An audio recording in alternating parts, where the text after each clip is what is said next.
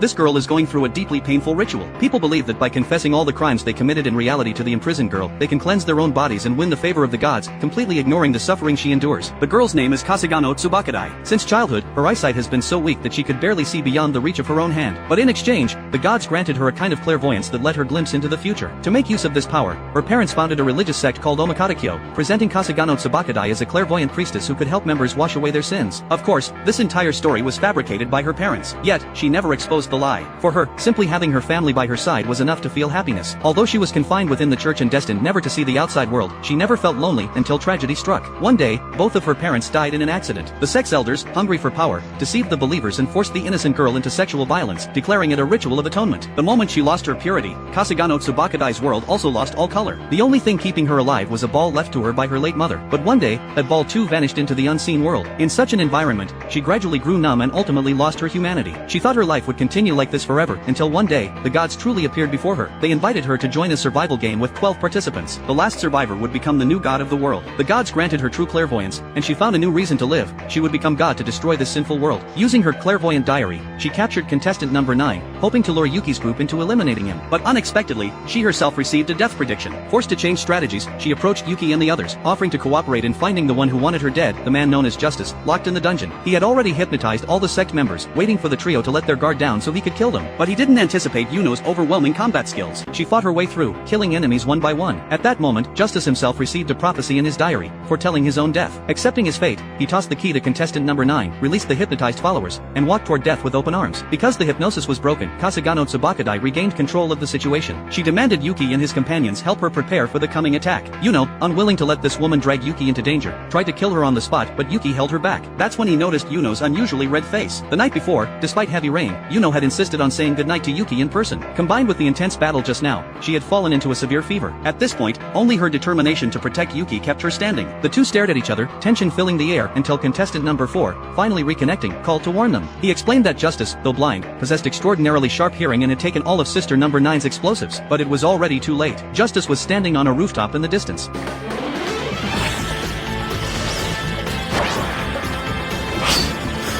12th red, 12th blue, 12th yellow, 12th green, 12 pink! together we form the 12th bird!